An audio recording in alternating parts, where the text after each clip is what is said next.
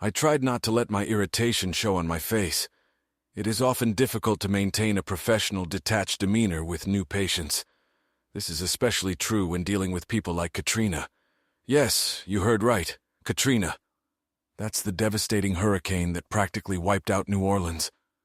Ironic that she had a name like that, considering what I was beginning to realize about her. She was definitely a force to be reckoned with, and that was still putting it mildly. However, her demeanor was completely at odds with her refined, feminine appearance. Her nonverbal communication was arrogant and aggressive. Her eyes looked directly at me when she spoke, as if challenging me. She sat in the center of the couch, which in itself was unusual. Most people who get the whole couch usually choose either side with an armrest, but Katrina sat down on the center cushion as if taking possession of it. Putting one leg over the other, arms crossed in her lap with a condescending smirk on her face, she sat as if she were ready for battle. I think men would call her an ice queen. Others, less tactful, would say, bitch queen. It is very common for new patients to feel on edge and nervous. Some feel they have to like the therapist, or at least not think badly of him or her. Others want some kind of validation that they were right to do what they did, or were innocent victims of what happened to them. It makes them defensive. People like Kat compensate by showing bravado. Katrina, however, was a little different. Her hostility seemed to be rooted in an inner anger. At the moment, it was directed at her ex-husband. Misdirected was a more appropriate word. One of the most important things I've learned is this. People rarely get angry at what they direct their rage at. It's like a toothache. Sometimes the pain is felt in the wrong tooth. They call it reflected pain, and in my line of work, anger works the same way. So Katrina, call me Cat Doc. We've talked about this before. I try to control the flow of the conversation. She insists I call her by her first name, but then calls me Doc instead of Beth or Dr. Carter. She wants me to know that everything is in her hands. Let her have it, for now. I'm sorry. Kat, you had your first session with me last week. We learned a lot about each other, but we didn't touch on what exactly brought you here. Since you've scheduled and come in for a second session, I'm assuming you want to start digging a little deeper. So why don't we start with why you're here? I noticed her tapping her foot nervously on the floor, which gave away the controlled image she wanted to convey. However, she defiantly rolled her eyes and groaned as if she was annoyed. I'm here because my ex-husband is a wimp. Colorful language for a Stanford-educated woman. She's exaggerating. She's trying to take me out of my comfort zone by being extreme. Okay, Kat, tell me, what do you mean when you say he's a wimp? I noted the brief look of surprise that flashed across her face. I wanted to show her that her antics didn't scare me in the least. Well, Doc, Bran is a wimp because when we got married he had no pride, no fight. Her smirk let me know it was intentional. As funny as it is, you never answered the question, I said in an even tone. There was nothing but professionalism on my face, as if I was completely unfazed by her blatant attempt to steer the train away from its destination. Being the silent confirmation on her part, I added, but I think you know that, Kat. She was testing the balance of power in our relationship. After all, she was a lawyer. I expected a lot from her. My goal was to show her that this was not a power struggle, and certainly not an adversarial hearing. She didn't need to have the upper hand. I wasn't here to change her mind. My job was to help her figure out what had brought her here. Why don't you start by telling me about what upsets you about your ex? I said invitingly. Something resembling sadness flashed across her face. She seemed determined not to show any emotion, so it passed quickly. First of all, he never fought for anything. Every argument ended with him just leaving the room. He didn't even yell back. He would tell me we weren't in a courtroom, and I shouldn't beat him up like a hostile witness. Then she said mockingly, he's never seen me question a hostile witness. If he had, he would have realized he got off easy. Her tone was full of anger and sarcasm, but something more was heard in it.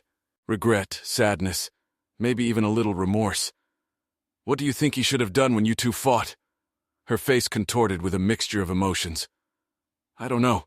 Wrestle, yell, anything. Is that what you think real men do in an argument? Fight and argue? She threw me a look that then turned into a smirk. I see what you're doing, Doc.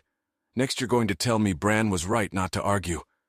She's trying to anticipate what I'm going to say in response. It helps her keep her cool. Actually, Kat, I was going to agree with you, but for different reasons. Fighting isn't what real men do, but it's what all people do when they're passionate about something. They fight to protect what they care about. People often think that the perfect relationship is one where there are no disagreements, no fights. In fact, it is quite the opposite. If there are two people who never argue about anything, it can only mean one of three things. The first is that one or both people in the relationship are not being completely honest about what is bothering them. They are just agreeing for the sake of peace. 2, one or both people don't care enough about the relationship to waste energy fighting. 3, one of the people in the relationship is oppressed into complete submission. The look of surprise on her face told me I had caught her off guard. She struggled to pick up on her answer. I didn't want to turn this into an altercation, so I changed course. Tell me, what made you fall in love with Brandon to begin with? It took her a couple seconds to realize the new direction. She raised her eyes to the ceiling and pressed her lips together as if pondering. Without noticing it herself, her frown softened slightly and her lips curled into a smile. Almost. Bran was kindest person I've ever known. And he was patient with me. He didn't call me bossy like so many other men in my life. He appreciated my responsible nature. How did you two communicate with each other? She laughed slightly at the thought of it. It wasn't a sarcastic laugh like before. It was more of a reminiscent one. Brandon didn't have a problem communicating. We could talk about anything for hours. The smile slowly left her face and her voice broke when she said, at least at first. What did you two talk about when things were good? I asked, trying to bring her back to happier memories. It was probably a little selfish of me, but I liked seeing the lack of a wistful expression on her face. Everything. Movies, people, politics, my job. It doesn't matter. Even if he didn't know what he was talking about, he could talk about it. She grinned. There was never a dull moment with him. Why do you think he fell in love with you? I asked. I realized too late that it was a mistake. The smirk returned to her face as her eyes stared at mine again with defiance. Because I was having so much fun that he realized it couldn't get any better. Plus, I took care of his lazy ass. If it wasn't for me, he'd be another broke writer who can't feed himself. I silently reprimanded myself. I unwittingly let her retreat into her aggressive, condescending wall. However, I noticed something that might have been helpful. She tried to dodge the question with sarcasm because she probably can't think of an answer to that question. I decided to give her a little nudge. So you fell in love with him because he was smart, funny, kind, patient, and appreciated you for who you were. And he only fell in love with you because you were good and bad and paid the bills. Is that how you view your relationship? I paused to let him comprehend what I'd said before I proceeded to shock him again. It sounds like you got a better deal out of the marriage. She looked at me incredulously and asked, How did you figure that out? Well, if what you say is true, then you fell in love with a man who was patient with you and loved you for who you were. You could talk to him about things that interested you. But all he got was a sweet mommy who lays down well. That made her come to her senses a little. It made her think about the real answer. The smirk disappeared. I guess he liked my openness. He told me he liked my brutal honesty because he always knew where he stood. I didn't play word games or try to spare his feelings. I said what I meant. Her face frowned. I also noticed she hesitated when she said, brutal honesty. I focused on that. Have you always been honest with him? She looked at the floor. A very important moment because I felt like this was the real beginning for us. Yes, I have. Even when it hurt. She said it in a much softer voice than usual. When did you hurt him, Kat? I could see the walls crumbling. My intuition told me it was too good to be true. It was too fast. I hit the mark because Katrina jerked back. Instantly she retreated to her safe place, behind which her implacable lawyer lurked. Who gives a shit? We're already divorced, so there's no point in talking about it. She crossed her arms defiantly and stared at me. She resembled a small child who had been told he or she had to apologize to a sibling. Well, obviously you care. If you didn't, you wouldn't be here. I saw signs that she was struggling with the tsunami of emotions that threatened to crash over her. Her eyes were watery with unshed tears as she looked away. She avoided all eye contact with me. "Why don't you tell me about how you hurt Brandon?" I said in a comforting but commanding tone. Then I let the air fill with silence. Katrina left my question unanswered. She wanted to wait for me to force a change of subject, but I had the advantage. Even in her silence, I could read body language that spoke louder than she could scream at the full power of her lungs. She wanted to tell me about this. She needed to. These held-back feelings were screaming to be heard. They were hiding beneath the surface and fighting her need to hold herself together to break free. I knew that once she realized that this wasn't a power struggle, she would relent and open up.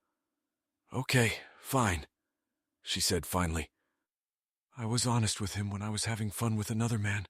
I told him about it, and then I divorced him. Are you happy now?"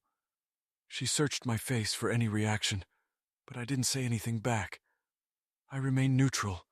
It was important for her to see that nothing she said could shock me. It would help her feel comfortable. "Describe him," I said nonchalantly. "Who, Terry?" she asked. Of course I meant Terry. She knew that. It was a time-dragging tactic. "Yes, I'd like to hear about Terry. What attracted you to him?" Katrina took a deep breath and raised her eyes to the ceiling again. This time, the smile was more prominent on her face than when she was talking about her husband. "Terry was a co-worker. He's a lawyer, too." She paused, remembering. "God, that man just owns the courtroom. He can make the judge and opposing counsel eat out of his hands. He's got this swagger about him.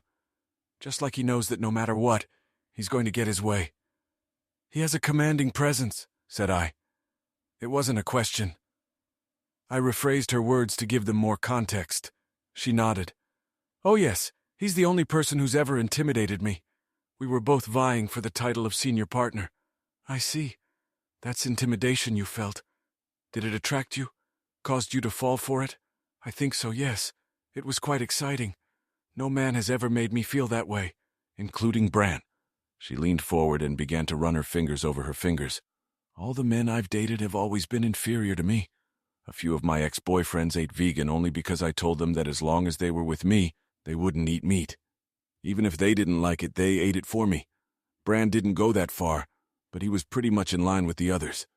He didn't like that. He was more like me. He didn't get in line. He started it. Nothing could get in the way of what he wanted to do. He could get people to follow him simply because he told them to. I loved Brandon, I really did, but sometimes, just sometimes, I wished he was the same, you know?" "I understand," I said, making a few notes. "Did you see more of a man in Terry than you did in Brandon?" She thought for a few seconds. "I wouldn't say that. What would you say?" "Add it." I could see the wheels of thought spinning in her head. Terry was more, I don't know, imposing, I guess, powerful. It drew me in. "And those were the qualities you felt Brandon lacked?" "Yes." I took a few more notes. "Okay, Kat. Let's switch gears. Tell me the story. I want to hear about the first time you crossed the line with Terry." Her eyebrows furrowed in confusion. "Cross the line? What do you mean?" I smiled to myself. I had deliberately used the open-ended statement "crossed the line" instead of specifically saying cheated on my husband. Most people associate cheating with a physical act. That's how they justify all the little things that lead up to it, flirting, sexual innuendo, etc. It all seems innocent in comparison. The fact that she asked me to elaborate means that part of her knew that even those little things could be considered inappropriate. "I want you to tell me anything that comes into your head. Don't think about it too hard. Whatever comes into your head, go along with it. Start talking before your internal filter goes off." She thought about it some more, then said, "Okay, I think the first time will be the most successful." "Good. Tell me about the bet. Kat 5 years ago." I leaned back in my chair and rolled my eyes when there was an annoying noise in the air. "Oh, Phil," I said in an amused voice, interrupting the noise. "I love how you try to talk tough. Like you actually have a case. It would be adorable if it wasn't so annoying.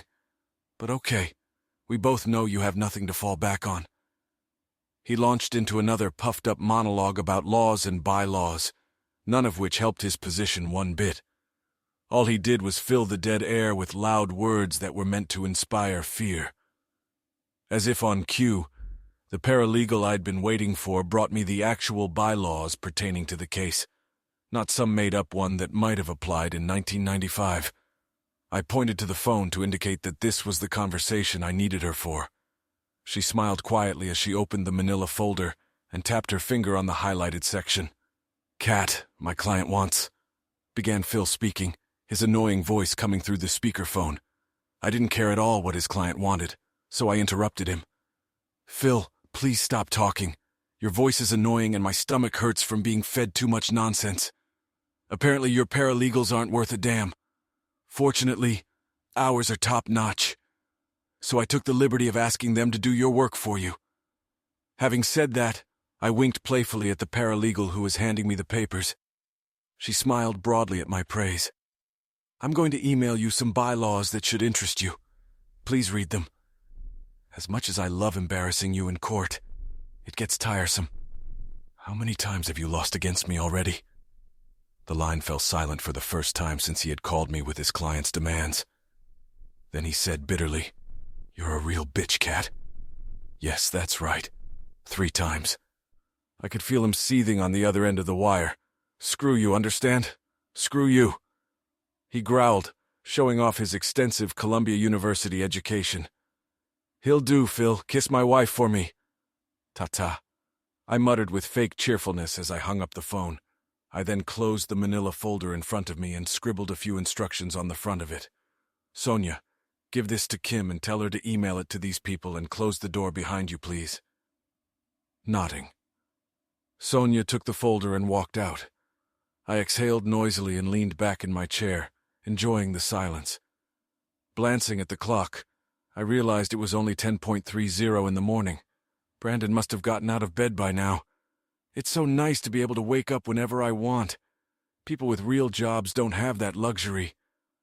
I decided to take a moment and make a call to check on him. I pulled out my cell phone and found his number on my favorites list. "Hi, kitty cat," he said, picking up after the 3rd ring. "Hey, babe, how was your day?" I asked in a machine-like manner. I didn't really listen to the answer because I knew exactly what he was going to say.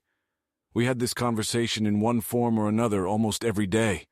At this point, he would tell me either about a publisher that had rejected his book, a publisher he was still waiting to hear back from, or a new publisher he was going to talk to. Every now and then he would tell me about a new story he was writing, which in turn will be rejected in the future.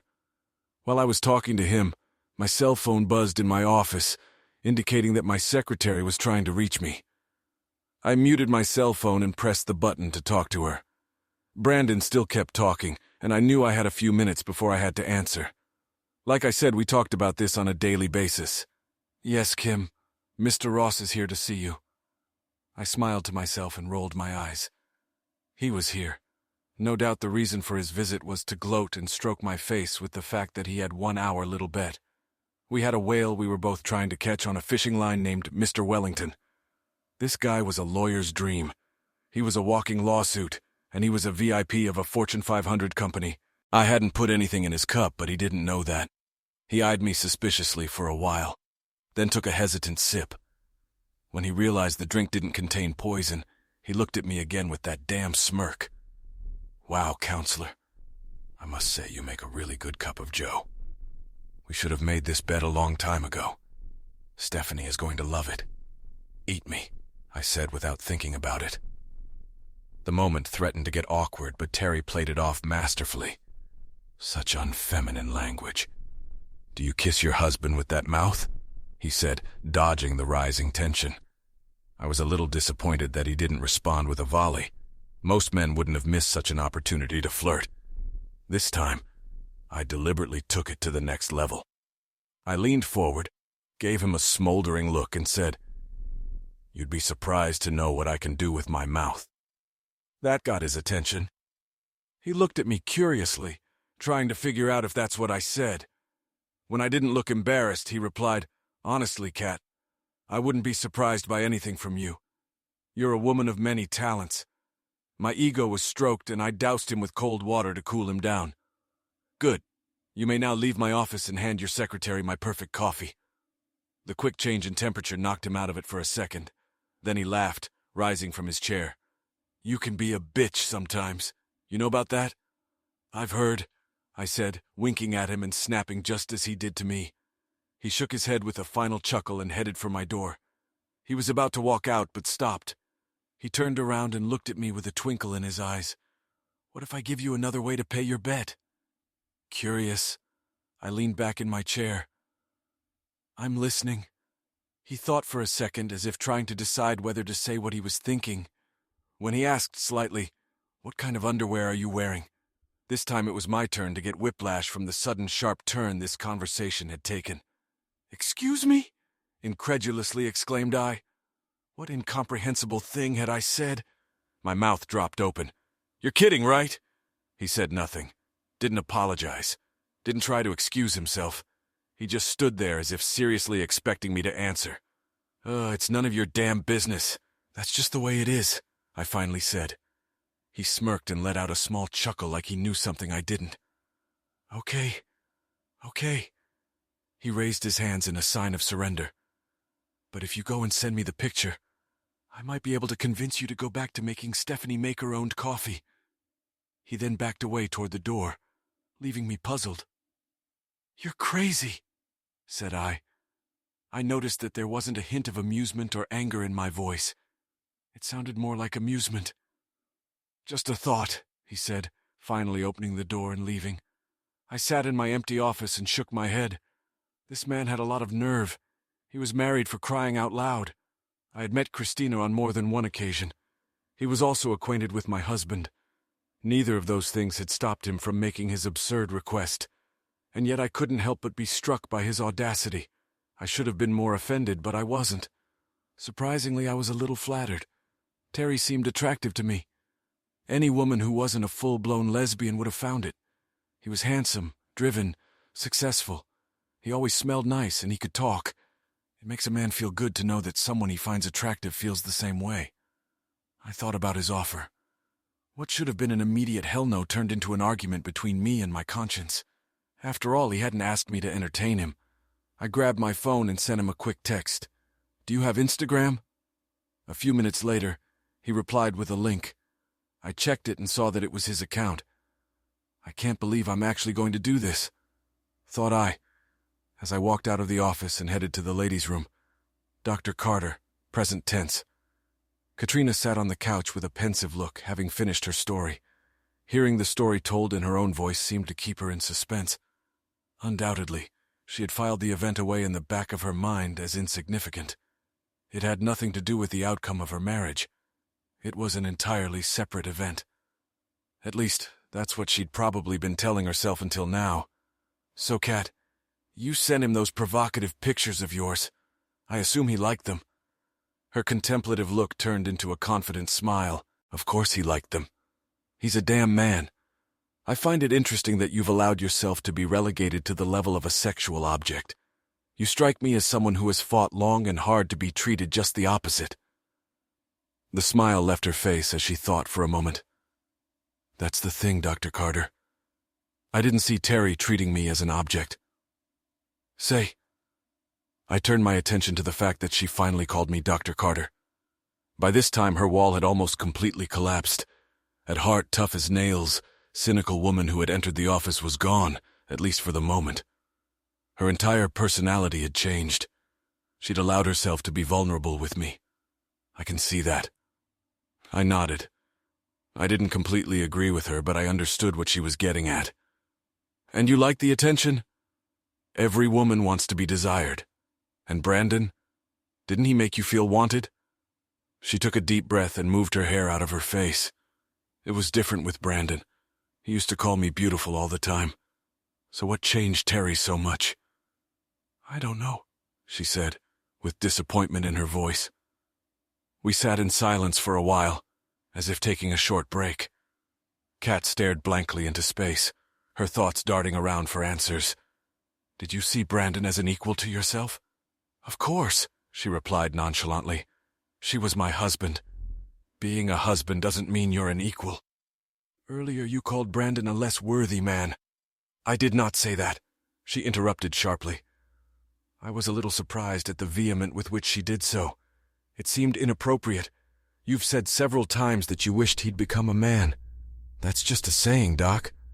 I didn't actually call him less of a man, she replied as soon as the words were off my lips. Her tone was argumentative. Well, I was back to being a doc. She doesn't like the thought of undermining Brandon. Odd considering her attitude toward him. Kat, I think the term you used to describe him as wimpy, she said. Yes, well, she stammered incoherently. When she couldn't come up with a rebuttal, a look of defeat appeared on her face. Her eyes began to water. What did you mean when you called him those names? I asked after a moment's silence. I don't know, she said as one of the tears rolled down her cheek. I guess Trina was right. I did humiliate him, but I wasn't trying to. I just wanted him to be motivated. What did you want Brandon to be motivated to do? I don't know. Something. Anything. He had so much potential. He was just wasting it, waiting for the right person to read his short stories. Do you know how hurt and embarrassed I felt? Now we're beginning to understand. Embarrassed? Yes, embarrassing, she said. Here I was, a successful, cool lawyer. At work, I was a shark.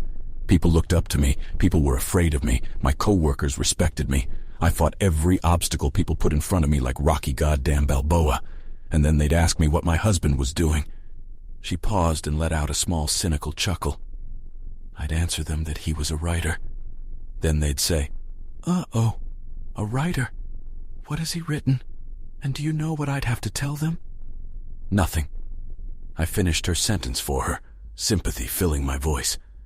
I knew I should have let her talk, but sympathy took over. Honestly, I could feel her frustration. I was a successful therapist. I'd written several books myself and was highly respected. My husband owned his own carpentry business, which was very successful. He started it in a garage with his best friend. He now had 3 different offices around the state. He was discussing with his accountant the possibility of opening a 4th. When people would ask me what he did for a living, I would proudly tell them about it. I like to brag about it. I like to brag about their husbands' accomplishments. Even successful women like to brag about their men. Kat nodded her head sadly. Yeah, it's nothing. It's like he was my stay-at-home wife. We didn't have kids, so I couldn't even use the stay-home daddy argument. After a while, I just avoided any conversations where people might ask about him. Trina doesn't understand this. Her husband is a bodybuilder and fitness trainer. He can be proud of him. Hell, all she has to do is show a picture of him shirtless, and people will absolutely not care what he does for a living. Trina, I asked. Kat looked confused for a second, and I said, You've already mentioned a person named Trina twice as if I should know who she is, but a light bulb went on in her head. Oh, yes. I'm sorry, Dr. Carter. Trina is one of my best friends. We went to Stanford Law School together. She works in the DA's office now. We're both named Katrina. People used to confuse us all the time, so we asked everyone to call me Kat, since she mostly addressed Trina. I see, I said. For some reason there was something familiar about a woman named Trina working for the DA, but there was no way I could catch it. Since you brought up your husband's flaws, I was wondering why you married him in the first place. What attracted you to him? A rare smile reappeared on her face. Brandon was sweet and caring. He was the kind of person who drives to the store at 3 in the morning to get ice cream just because I can't sleep. Yeah, and how was the sex life? Her smile became token. Bran was pretty damn good. She laughed and nodded. He was very skillful with his mouth, and he was a good conversationalist. He both laughed at her joke. It was nice to see her reminiscing about the good times she had with her ex. It would help her not to put all the blame on him for ruining their marriage. So your problems with him stemmed from the dissatisfaction you felt because of his lack of ambition. You wanted him to be successful at something like you were. It wasn't so much about his job. I was earning enough to support both of us. I just wanted to be proud of him, you know? Then think their wives are supposed to be proud to call them husband, even if they don't do a damn thing. We're supposed to swoon and fawn before them no matter how much or how little they do. Well, yes and no. I paused to gather my thoughts.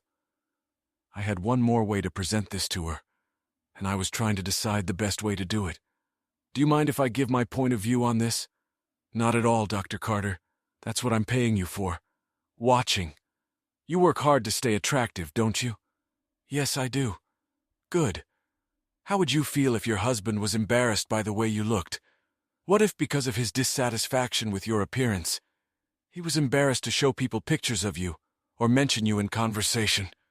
Would that have been hurtful? Of course it would. I don't see the correlation. Well, you do expect your husband to be proud to call you his wife, right?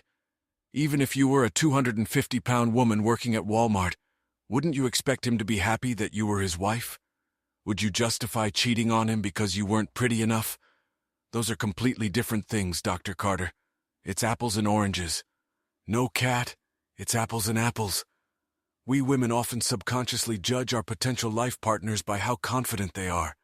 In prehistoric times, men were required to be able to hunt, build a house, or build a fire.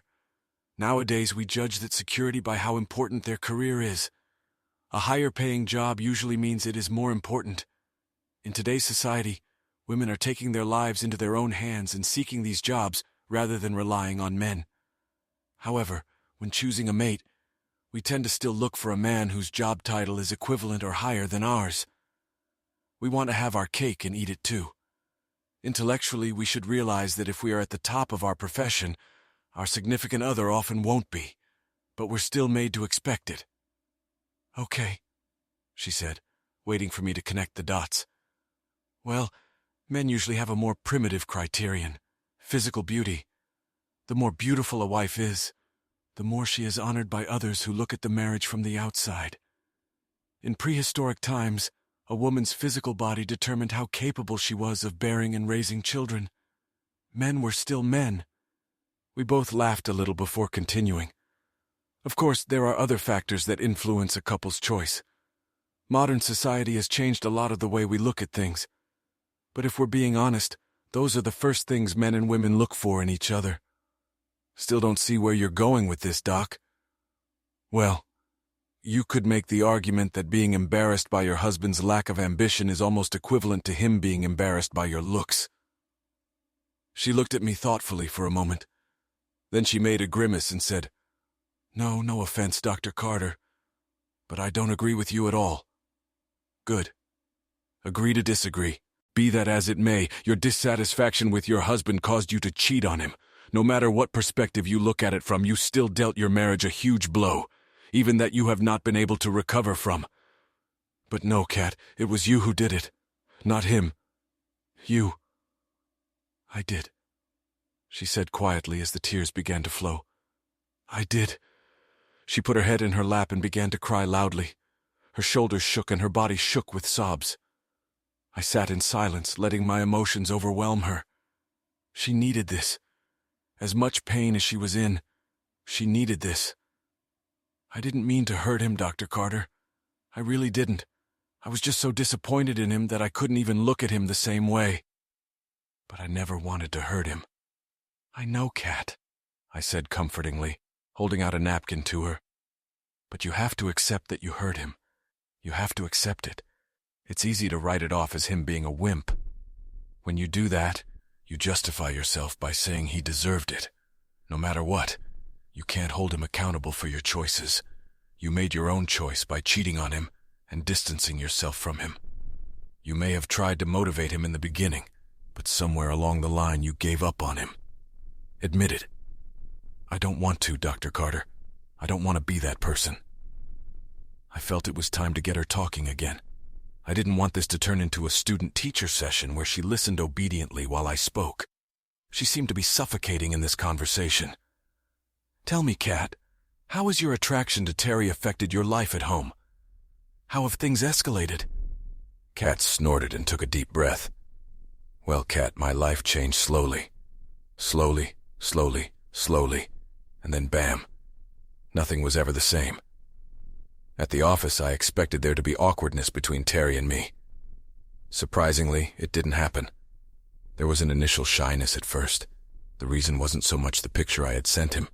After all, he had only seen my bra. It was the fact that I wasn't sure what he thought, what he expected. I was drawn to him, but I didn't want to have an affair. But when I saw him, he pretended like nothing had happened. There was no awkward attempts at conversation. He just jumped on me like he always did. I did the same thing, and things continued as they always do. That's not to say there wasn't a spark. We still flirted with each other when no one was looking. During meetings, I would catch his gaze lingering on me. Then he would smile, a knowing smile when he saw me noticing him.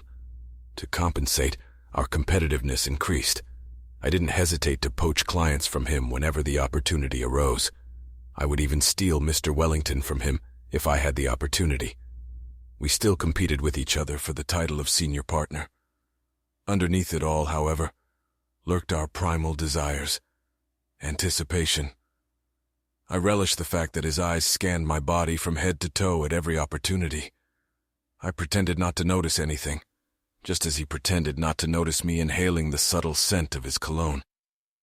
But we didn't take the next step. For one thing, I was still happily married. Mostly. Brandon was an unmotivated dreamer wasting his potential, waiting for the right person to read his novels. But he was still my lover. I wasn't sure Terry showed the same restraint I did. He and his secretary seemed to be feeling, shall we say, a little too comfortable.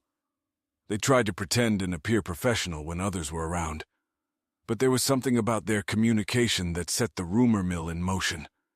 A certain familiarity that seemed a little less than professionally appropriate. Believe it or not, office romances were commonplace in our office. No one blinked an eye, even if the people were married. We spent more time in the office than we did at home. Spouses don't realize the stress and workload that lawyers have to deal with. Late nights, early morning meetings, fast-paced hustle and bustle. All of these things take their toll. Often spouses may inadvertently add to this stress. They complain about you not being home and how lonely they feel. At the same time, they spend your money and drive luxury cars that you of course paid for. The only people who understand them are those with similar professions. So it's only natural to find comfort in an office where we all get it. Another reason I think Terry and I didn't pamper ourselves at that time was the rivalry that existed between us. We both wanted to get the upper hand on each other, so neither of us could take the next step. I certainly wasn't going to go after him. How desperate would a married woman look pursuing another man? Especially if he couldn't do anything for her that she couldn't do for herself. No matter what you say, society stigmatizes male adulterers and female adulterers differently. A married man pursuing a woman is an unreliable dog, and a married woman pursuing a man is a desperate and needy bitch, and an unreliable one at that. I was neither. So I suppressed my illicit desire and satisfied myself with flirting at arm's length. Terry seemed content to do the same, and so it went on for about a year. By this time, I was staying late at work almost every night. Brandon was getting more and more annoyed with me. No matter what I said or did, he didn't want to get up and do what he needed to do. He was so complacent that it annoyed me. It got to the point where I stopped feeling desire for him and didn't want to be around him. The most frustrating thing was that he thought he was doing everything he could to get his books published, so he didn't see the logic. My reasoning was that either he was lazy and not doing everything he could, or his books really weren't that good, and no amount of effort would help him realize his dreams. Either way, I felt he needed to take the bait and do something else. Maybe take up writing on the side. But he was committed to this fantasy. So he put all his eggs in one basket, and that repulsed me. Disliking Brandon made him less physically attractive to me. Does that make sense? After all, nothing had changed in his body. He was still doing the same things he'd always done. But something was missing, at least for me. One night when I often stayed up late, Brandon's situation didn't stop my body's natural urges. All it did was cause me frustration. I was used to suppressing that feeling, but it wouldn't go away. It was just simmering. On this night, it wasn't just boiling. It was bubbling. Suddenly, there was a knock at the door of my room. "Come in," shouted I, remembering that my assistant had gone home for the day. The door opened and Terry walked in. "I thought I saw your car in the parking lot," he said. "Don't you ever drive home?" "Well, there must be at least one lawyer here to fill in for you." The only time I see you working is when you're pretending to be a lawyer to poach my clients." He grinned. "Just because I pretend to be easy doesn't mean I don't work. It's just that I get it right the first time, and I don't need to stay here to fix mistakes. No, you're staying here to entertain your secretary." He threw me an amused look that said, "Oh, great." Then he sat down in the chair in front of my desk. "Well, now she's not here and I am. What's the reason?" "I don't know, Terry. Why are you still here?" He didn't answer anything. Instead, he stood up and stepped forward until we were within a few centimeters of each other. "Stop, Kat, stop." My conscience was pleading with me, but one step at a time, and we got down to it. As corny as it sounds, I didn't feel guilty until I drove home. At the office, I showered and tidied up. The executive bathrooms had showers so that when I came out, no one would have guessed. My makeup was applied, my hair was styled, my clothes were tidy. I just felt different. Everything was different now. In the last 20 minutes, my perspective on my entire marriage had fundamentally changed. I wanted a divorce. I loved Brandon. I loved him so much, but I couldn't be married to him anymore. Being his wife was sucking more out of my life than I was putting into it. That night was the final nail in the coffin. The fact that I was having fun with another man was proof that I didn't want to be in this marriage. When I got home, I found him in the living room. He was sitting on the couch with his laptop on his lap. There was a documentary on TV about the fall of the Roman Empire. "Hi, kitty cat," he said when he saw me walk in. "There's still some Chinese food in the fridge if you're hungry. I brought you some General Cow and lo mein chicken." Today I walked past him and sat on the chair instead of the couch with him. Seeing my face, he realized something was wrong. "What's wrong, Kat?" he asked, his face showing worry in the creases on his forehead.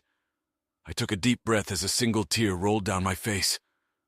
"Bran, we need to talk. Dr. Carter. Present tense. Wow. You told him everything?" "Just like that?" she repeated. "I even told him about the pictures Terry sent." "Wow," was all I could say. Most people usually only confess when they need to. They usually refrain until they're caught or about to be caught. And how did he react? Got angry. Lost his temper. He yelled, screamed, called me all sorts of words. Funny thing is, it was the first time he really showed that side of me. It was the first time he really showed that side of him. "And you? What do you think I did?" I yelled back, of course. I called him. "What?" "A whim," she said quickly. "You said that? To his face?" I asked. "And bewilderness." She nodded sadly. "I know. I'm a bitch. You can say it. I wasn't going to say it. But Brandon can definitely make that argument," I joked, and elicited a half smile from her. Oh, he did make that argument. Very loudly. It's still ringing in my ears. So where are we at? What happened next? Kat, 3 years ago. The room seemed so familiar that I had to remind myself that I wasn't here for work. I was here to finalize my divorce. For months after my confession, Brandon and I lived like two ghosts. We were physically in the same house, but we couldn't really see or touch each other. I would come home from work, and the only evidence of his presence was the empty food containers in the trash. We might not see each other for a week. We never talked about how we were going to sleep, so I took the initiative and moved into the guest bedroom. I felt it was the right thing to do after all. I was the one who cheated. He didn't make a single argument against it. Moreover, he didn't say a word to me at all. The next time we spoke privately was when Mike, my attorney, gave me the divorce papers to hand to Brandon. I could have handed them to him while I was at work, but I felt I should do him the courtesy of giving him the papers myself. So I decided to leave early and drove home. I wanted to make sure I caught Brandon off guard. I had a suspicion that he was running to the bedroom to hide when he sensed I would be back soon to avoid me. I returned home a full 4 hours earlier than the appointed time. Once again, I found him in the living room. He wasn't fast enough to disappear from me. Again, like déjà vu, I sat down in the chair. I tossed the papers on the coffee table in front of me. "Is that what I think it is?" he asked, not even lifting his eyes from the screen. All I could manage to mumble was a yes. He tried to look neutral and nonchalant. but I could see the resentment on his face for a moment. Then, without another word, he picked up the envelope, pulled out the papers, and silently read them. I felt a little embarrassed that I was just sitting there while he read, so I started to get up and leave him. Before I reached the door, he said, "No, take them back." "What?" I asked. "Take them back. I'm not signing them," he repeated, putting them back on the coffee table. I was at a loss. I don't know what reaction I was expecting, but this was not what I expected. This arrangement was more than fair. He was keeping his BMW, which was paid for. He stayed on my health insurance until he got his own. I even paid him alimony, a lot of alimony. It was enough to allow him to pursue his poultry dream and still live a relatively secure life. What more could he want?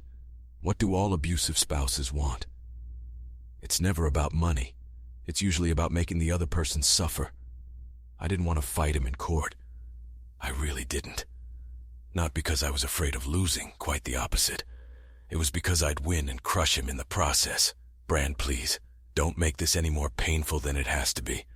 I know I hurt you and I'm sorry. But trust me, you don't want to take this to court. That's why I set your alimony so high. If you go to court, the judge will give you a lot less than you're getting now. For the first time, he turned to look at me. His eyes were filled with angry tears. Hate lurked behind them. "You'd think this was about money?" He grinned. "No, it's not about your money. I'm not signing this because I want you to draw up a new document. In this document, I don't want you to give me anything." "Huh? I don't want anything from you. No alimony, no car, no insurance." "Nothing," he said with disgust in his voice. "I want to pretend you never came into my life. I want it to be like I never met you. But how will you live? Not your problem. You've already signed me up as a useless husband you have to support. Change the document and I'll sign it. After that, I promise you will never have to endure attachment to me again." "Bran, think about what you're saying," I pleaded with him. Most people would have jumped up and run out of the room before he changed his mind. But I didn't. After everything we'd been through, I didn't want him to starve to death because of wounded pride. "Katrina, get out of my sight," he said nonchalantly, returning his attention to the computer in front of him. All I could do was pick up the paperwork and head to my room. Now we were here to finalize things. No matter how much the lawyer pleaded with Brandon, he wouldn't give in. I tried several times to convince him of the logic, but was met with venomous anger at every turn. In the end, I gave in. So be it. If he doesn't want my money, I'm not going to keep begging him to take it. I signed my part of the paperwork. My lawyer then moved the papers across the table to his side. Brandon and his lawyer whispered for a few seconds, and then the lawyer shook his head and handed Bran a pen. Bran was about to sign, but something made him stop. His pen hovered over the paper as if in indecision. Then he looked up at me. When our eyes met, I saw the man I had fallen in love with all those years ago. The man I thought I would grow old with. "I loved you, Kat. I really did," he said sadly. Tears ran down my cheeks as I looked at him. His eyes clouded over as well. We sat like that with a chasm of regret between us. Then, shaking his head dejectedly, he scribbled his name in the appropriate places. Without another word, he stood up and quickly left the room. Dr. Carter present tense. It couldn't hold back her tears by the end of her story. It was hard for me to remain impassive. I felt Kat's pain as she relived the regrets of that time in her life. I even felt Brandon's pain, even though he wasn't here to tell his side of the story. I couldn't imagine what it was like to be rejected by a spouse who didn't think you were good enough. "How long have you been divorced?" I asked. She snorted and wiped her nose with the other napkin I'd given her when she was in the middle of her story. 3 years. That seems like a long time. "Is this the first time you've grieved the end of your marriage?" "Not really. After it was consummated, I took 2 weeks off. I took a cruise to the Bahamas to get away from home. Even with Bran's things gone, there were traces of his presence everywhere. The bathroom still had his body wash. The pillows still smelled of his aftershave. The food he enjoyed was still in the refrigerator. I didn't have the presence of mind to completely rid the house of him, so I left and paid the maid extra to do it while I was gone. Was the cruise fun? It was fun at times. I drank a lot. I was entertained a couple times by some guy. He was at least 6 or 7 years younger than me. He was a good distraction. I'll admit that to him. He had a lot of stamina. I also went to a few clubs, ate exotic food at restaurants, and bought a bunch of stuff I didn't need at all. But when I got back to my room, all I could think about was my marriage. How did you feel when you went back to work? She laughed out loud. While I was away, it was announced that Terry was the new senior partner. So I came back to this pleasant surprise. Ironic, isn't it? Indeed. It must have been a blow considering everything that's happened. She snorted angrily. It was. It really was. That's why I quit. Wait, what? You quit? I asked, unable to hide the surprise in my voice.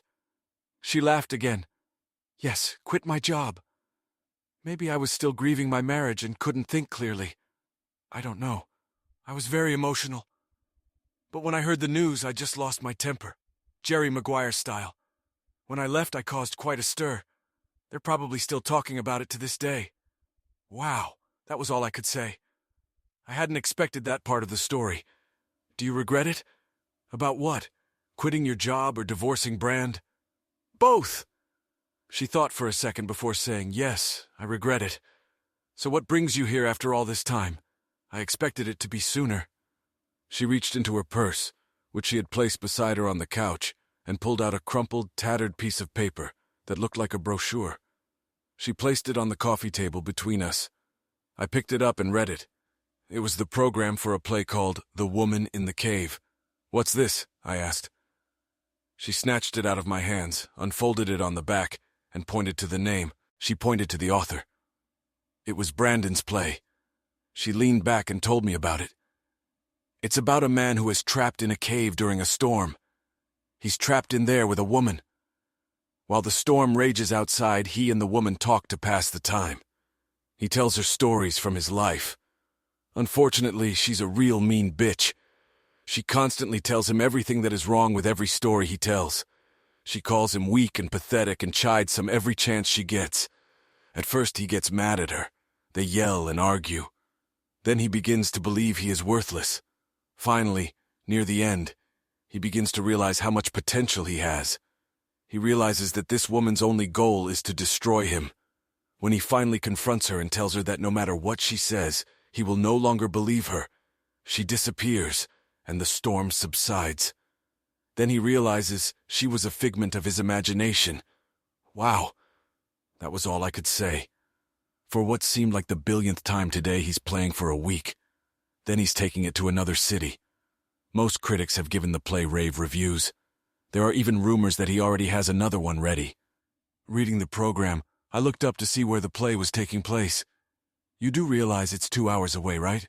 Yes, I know, I understand. I take it you've already been there to see it. She nodded. How many times? 3, every time I cry? Really? Why? She wiped the moisture from her cheeks. I don't know. I guess I hate to think about what I did to him. When I see the woman in the cave breaking the main character at every turn, it just makes me cringe. If that's how Brand sees me, I must have been a real monster. Do you ever see him in there? Every time? And you never go up to him and talk to him? No. I hide and just watch him after the play is over. I tell myself I'll go up to him and talk to him. I say that every time. But then, I get nervous. What would you say to him if you had the courage? I don't know. I'd probably apologize. If the woman in that play is a carbon copy of me, I must have been awful to live with.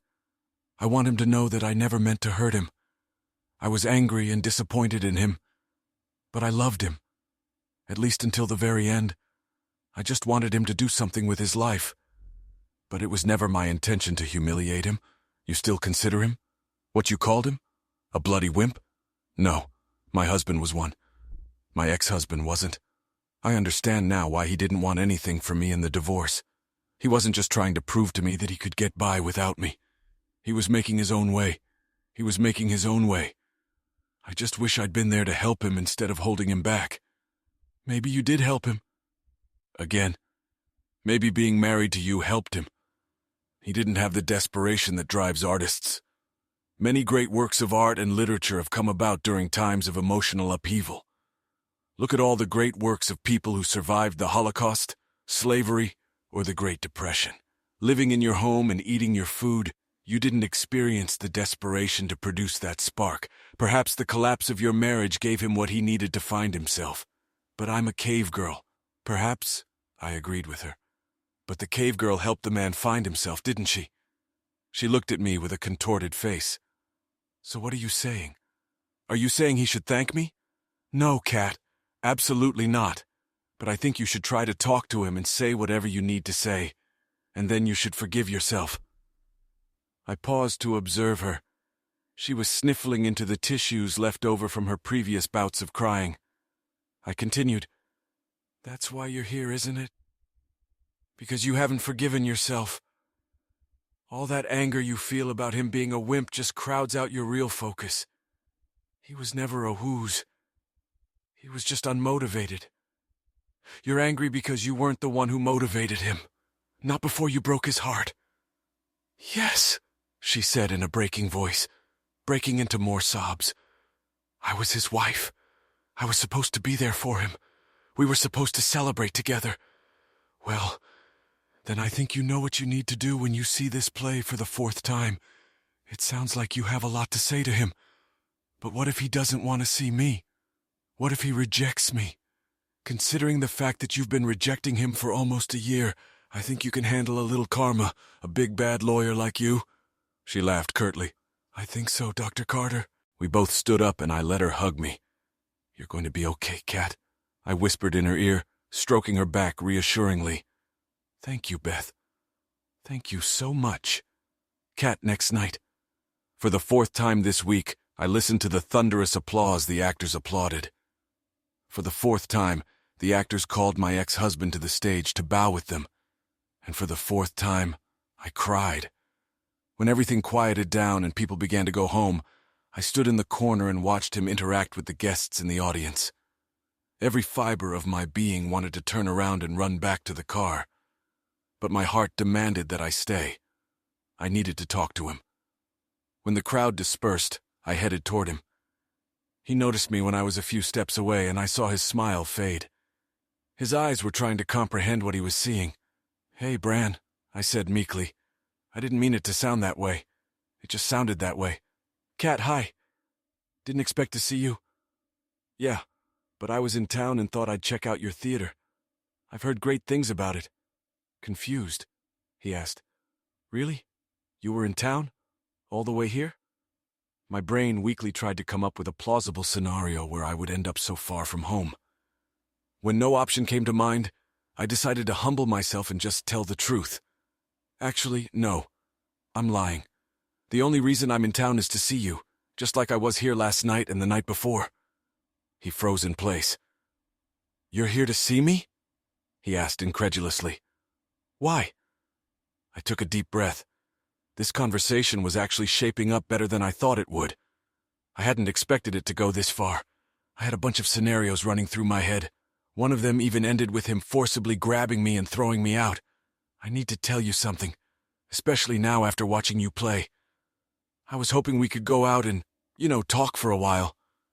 My voice sounded nervous and unsure. It was so uncharacteristic of me that it made him wary. He looked at me as if he was trying to figure out the complex equation written on my brow. I wanted him to see that I was calm here, so I added, Please, Bran, I won't take up too much of your time. He decided to take my words at face value. All right, then. Yeah, let me tell Peyton where I'm going, and then we can grab a bite to eat. Okay, I'll wait over there, I said, pointing to my seat. He nodded and walked away. I sat back down in my seat and watched his short conversation with a petite woman holding a clipboard. She looked something like Hermione from Harry Potter, only with glasses. I saw her glance in my direction a couple times as they talked. They seemed to be comfortable with each other. The way they interacted seemed familiar and at ease.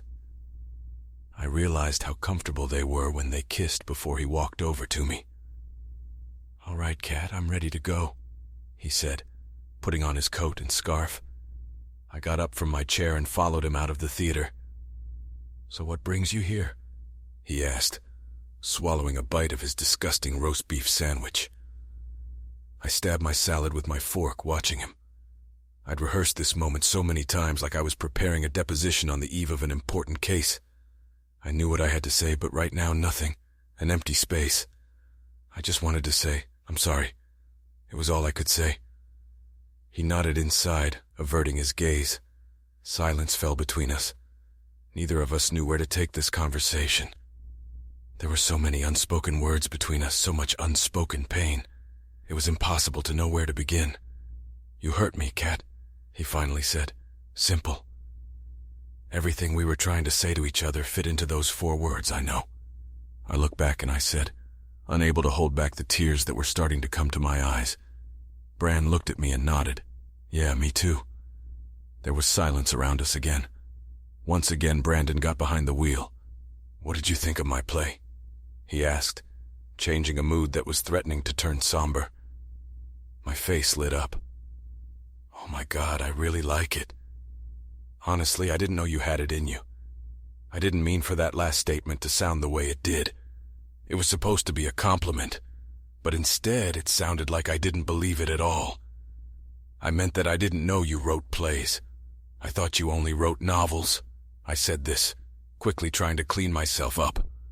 I sat there hoping he would buy it instead of focusing on my Freudian slip. "Well, a wise man once told me that if I'm doing the best I can and publishers still turn me down, then maybe I should try something else." There was humor in his voice. He even smiled. I breathed a sigh of relief. Looks like this wise man is smart. Probably went to Stanford, I joked back. And then a cloud came over me as I added, even if she was a bitch. We both sat in awkward silence again. He wasn't going to dispute the fact that I was a bitch, nor did I expect him to. But I secretly hoped he would. "Bran, am I the woman in the cave?" I asked, after the silence got weird. I wasn't sure I wanted him to confirm it, but I needed to know. He nodded. "Yeah, well, partly. When I first started writing the play, she was you. But as I was finishing it, an epiphany came over me. I realized that a lot of what you were saying was what I thought of myself. I mean, I didn't think I was weak, but I was unmotivated. I inwardly shuddered when he said that last sentence, but he didn't notice it. He just kept talking. I was content to sit around and wait for someone to knock on my door and provide me with a golden opportunity. It wasn't until we got divorced that I was able to have an epiphany, after going through all that rage, of course. It was like I was surrounded by you and your stuff and I couldn't see myself. Does that make sense? I nodded. Yeah, I get it. My biggest regret is that I didn't find a way to motivate you without being such a bitch. I just saw so much potential in you. I felt like you were wasting it, and I resented that. And then the Terry thing happened. Anger flashed across his face. Yeah, I definitely could have done without that. I know. You didn't deserve that. I wish I could go back and do it all over again. He didn't say anything back, and we fell into silence again. I fought my thoughts to get us out of this quagmire. I didn't want to reopen old wounds. So who was that girl you were talking to? Is there a new Mrs. Carrigan in the life of the handsome young playwright? I asked, trying to lighten the mood. No, not yet. But soon there will be, he said with a boyish smile. Soon, I interjected. He nodded. Yes, her name is Peyton. I met her at a local coffee shop. It operates as a poetry lounge. I found it by accident one day, and I've been going there ever since. It's become my sanctuary. Listening to people express themselves through writing helped me when I was at rock bottom. I'm so sorry, Bran. I repeated for what seemed like the billionth time. Guilt swept over me again. He waved his hand dismissively. Water under the bridge.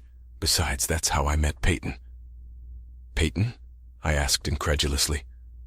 He laughed. You call her Peyton? You're kidding, right? He shook his head and took a sip of his drink. I covered my eyes with my hand like I was embarrassed and asked, What is it with you and these corny nicknames? His mouth dropped open and he mockingly pretended to be offended. Whatever. Don't pretend you didn't like Kitty Cat. I made a grimace as if I smelled something wrong and shook my head. That caused another fit of laughter on his part. You're a liar. We started making noise and people started looking at our table, so we calmed down. When we were able to act like adults again, he said, "Payday was the one who suggested I write plays." "Really?" He took another sip of soda and continued, "Yes. When I showed her all the books I'd written, she didn't praise me too much. It would be more correct to say brutally honest with the emphasis on brutal." "Well, we both know how much you love brutally honest women," I joked. "Maybe I'm a masochist," he said with a laugh. "On the other hand, she gave me some good notes." He said the reason they didn't work out was because there was too much dialogue and not enough context. The format is more for actors and actresses. That little light bulb in my head, and 6 months later I had my first play. The Woman in the Cave? Hell no, my first play sucked. Peyton told me so with a candor that almost rivaled. What did you call me? A whim? Once again, an embarrassed apologetic expression came over my face. So along with the criticism, she gave a lot of good comments and encouragement. About a year after that, I had a play. She read it, thought it was great, and helped me stage it. She even acted as director. Now people everywhere are asking to stage it. "Wow, that's great, Brand," said I with admiration, sincerely. Truthfully, I felt a sense of jealousy, hearing how she helped him realize his dream in a way I couldn't. She really motivated him, believing in him to the point where she made it her mission to help him succeed. She didn't just tell him the mistakes in his dream, she showed him how to fix them. As I drove here, I didn't know what to expect from our conversation. Some part of me was hoping he wasn't dating anyone. I was a little disappointed when I found out. But at the same time, a huge weight was lifted off my shoulders. It was nice to see him happy. There was something about him that was different from when we were married. The swagger that comes out of a man when he knows he's doing something he's good at. He was the Brand, and I knew he could be. "Peyton sounds wonderful," I said, taking his hand that was resting on the table. "Thank you, Kat. That means a lot." When I finally pulled my hand away, he asked, "What about you? How are you doing? Is there anyone special?" I shook my head. "No, nothing special, but I quit my job at the firm." "What? Why, it's a long story." Long story short, I was promoted to senior partner. He shook his head. "Damn, Kat, I know how hard you worked on that. Well, I think they lost big time on this one."